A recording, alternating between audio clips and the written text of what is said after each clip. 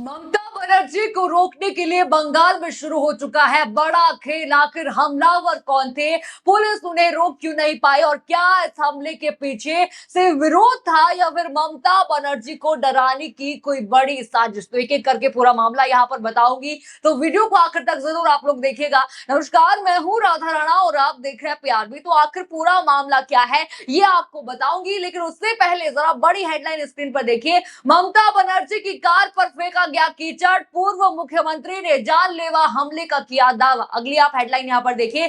चोर डकैत रानी जैसे शब्द ममता बनर्जी की कार पर फेंके गए जूते और कीचड़। अगली आप हेडलाइन यहां पर देखिए। पत्थर फेंके, गाड़ी पर कीचड़ पोता, चोर चोर के नारे लगाए, ममता बनर्जी का आरोप, माथा फट जाता। हेडलाइन आप देख चुके हैं। अब सवाल यहां पर यही है, किसने ममता बनर्जी के काफिले को निशाना बनाया? पुलिस की मौजूदगी के बावजूद हमलावरों को रोकने की कोशिश आखिर क्यों नहीं हुई और क्या इस हमले के पीछे ममता बनर्जी की पार्टी के बागी सांसदों से जुड़ा कोई राजनीतिक कनेक्शन भी है? इन तमाम सवालों का जवाब आज के इस रिपोर्ट में आपको मिलेगा। लेकिन उससे पहले देखिए बंगाल में मचे सियासी घमासान की पूरी तस्वीर। जरा वीडियो आप स्क्रीन पर देखिए।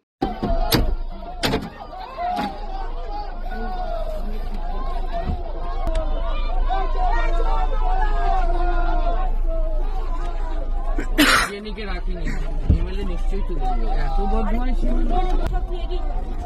সোজা তুমি টানো দাদা, তুমি টানো। ওই ওই দেখ এটাকে দেখ।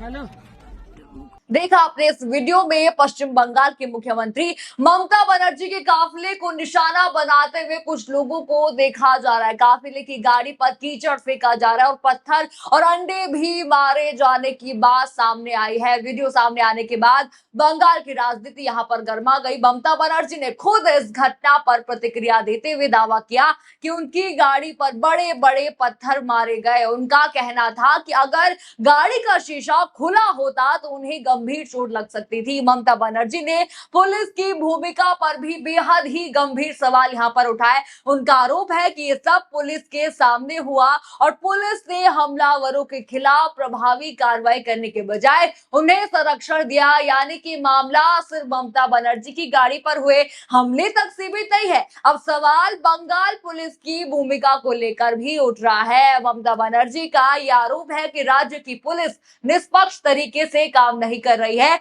और राजनीतिक दबाव में कार्यवाही कर रही है। लेकिन आखिर ये घटना हुई कहां और किस परिस्थिति में हुई, ये भी आपको जरा बता दूं। देखिए, बताया यहां पर जा रहा है कि ममता बनर्जी उत्तर 24 परगना जिले में अपनी पार्टी के कार्यकर्ता के परिवार से मिलने जा रही थी।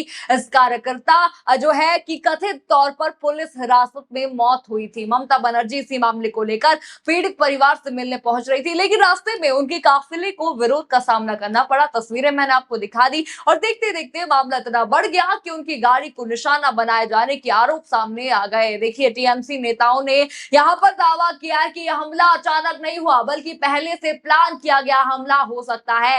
पार्टी नेताओं का आरोप है कि इसका मकसद ममता बनर्जी को डराना और उनके राजनीतिक अभियान को कमजोर करना था। टीएमसी सांसदों ने इस मामले में पुलिस प्रशासन से जवाब यहां पर मांगा है। कल्याण बनर्जी ने राज्य के डीजीपी और पुलिस कमिश्नर की भूमिका पर सवाल उठाते हुए इस्तीफे तक की मांग कर दी है शुभेंदु अधिकारी की। उन्होंने उस पार्टी कार्यकर्ता की मौत के मामले को भी उठाया जिसके परिवार से मिलने ममता बनर्जी जा रही थी। अब देखिए, कल्याण बनर्जी का यहाँ पर दावा है कि कार्यकर्ता को रात के समय हिरासत में लिया गया और उसके साथ कथित तौर पर मारपीट की गई, जिसके बाद उसकी मौत हो गई। उन्होंने एफआईआर को लेकर भी सवाल उठाए और आरोप लगाया कि मामले में कई महत्वपूर्ण तथ्यों को दर्ज नहीं किया गया। यानी टीएमसी इस पूरी घटना के दो अलग अलग घटनाओं के तौर पर यहाँ पर नहीं देख रही। एक तरफ पार्टी कार्यकर्ता की कथित हिरासत में मौत हो गई और दूसरी तरफ उसी परिवार से मिलने जा रही ममता बनर्जी के काफिले पर हमला। टीएमसी का कहना है कि दोनों घटनाओं को एक साथ देखकर पूरे मामले की जांच की जानी चाहिए। वही टीएमसी विधायक शोभन देव चट्टोपाध्याय ने भी बीजेपी पर निशाना निशाना साधते हुए आरोप लगाया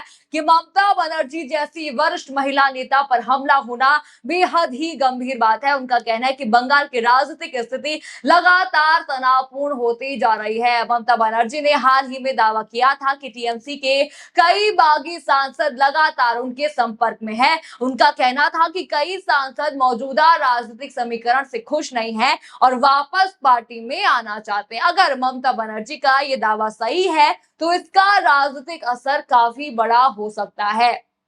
अब देखिए, क्योंकि बागी सांसदों की वापसी का मतलब होगा कि टीएमसी एक बार फिर अपने संगठन को मजबूत करने की दिशा में आगे बढ़ सकती है और यही वजह है कि इस घटनाक्रम को लेकर राजनीतिक गलियारों में कई तरह की चर्चाएं शुरू हो गई हैं। ममता बनर्जी ने कहा था कि अगर उन्हें और उनके पार्टी को रोकना है तो पहले उन्हें खत्म करना होगा। उन्होंने ये भी कहा था कि पार्टी का चुनाव चिन्ह कहीं नहीं जाएगा और वो सीधे जनता के बीच जाएंगी। उनका ये बयान उस वक्त भी काफी चर्चा में रहा था और अब करीब एक महीने बाद उनके काफिले पर हमला होने के बाद उस पुराने बयान को भी राजनीतिक संदर्भ में यहाँ पर देखा जा रहा है। देखिए, राजनीति में टाइमिंग भी अपने आप में बहुत कुछ कहती है और यही वजह है कि इस हमले के बाद ममता बनर्जी के जो समर्थक है इसे एक बड़ी साजिश से जोड़कर देख रहे हैं। टीएमसी का आरोप है कि ममता बनर्जी को डराने की कोशिश की जा रही है क्योंकि टीएमसी सीधे बीजेपी पर उंगली यहां पर उठा रही है। ऐसे में अब बीजेपी से भी सवाल पूछा जा रहा है कि क्या वो इस हमले की निंदा करती है। लेकिन बंगाल में राजनीतिक टकराव कोई नई बात नहीं है। इससे पहले भी टीएमसी नेताओं और बीजेपी नेताओं के बीच हिंसक घटनाओं और हमलों को लेकर एक दूसरे पर आरोप लगते रहे। टीएमसी महासचिव अभिषेक बनर्जी पर भी पहले पत्थरबाजी सामने आ चुकी है घटना। वही सांसद महुआ मोइत्रा पर भी हमला हुआ था, आपको याद होगा। इन घटनाओं को देखते हुए टीएमसी लगातार ये आरोप लगाती रही है कि उसके नेताओं और कार्यकर्ताओं को राजनीतिक रूप से निशाना बनाया जा रहा है। अब देखिए, अब जांच एजेंसियों के सामने सबसे बड़ा सवाल खड़ा हो जाता है कि आखिर हमला किसने किया। क्या ये अचानक हुआ विरोध था? क्या इसमें पहले से कोई तैयारी थी? क्या हमलावरों की पहचान की गई है? और सबसे महत्वपूर्ण, क्या पुलिस ने इन घटना के दौरान अपना काम ठीक तरीके से किया था? फिलहाल इसका जवाब जांच के बाद ही सामने आएगा। लेकिन बंगाल की सियासत में एक बात यहाँ पर साफ है कि ममता बनर्जी इस घटना के बाद पीछे हटने वाली नहीं है। वो मजबूती से आगे बढ़ेंगी और टीएमसी भी इस मुद्दे को राजनीतिक तौर पर जोर शोर से उठाने की तैयारी में है। देखिए, आपको क्या लगता है इस पूरे मामले पर? क्या ममता बनर्जी के काफिले पर हुआ हमला सिर्फ अचानक हुआ विरोध था या इसके पीछे किसी बड़ी साजिश की आशंका से इनकार नहीं किया जा सकता? आपको जो भी लगता है हमें कमेंट सेक्शन में अपनी राय जरूर बताइए। खबर आपको पसंद आई हो तो वीडियो को लाइक करें, शेयर करें और चैनल को सब्सक्राइब करना बिल्कुल मत भूलिएगा और बने रहिए पीआरबी के साथ। धन्यवाद।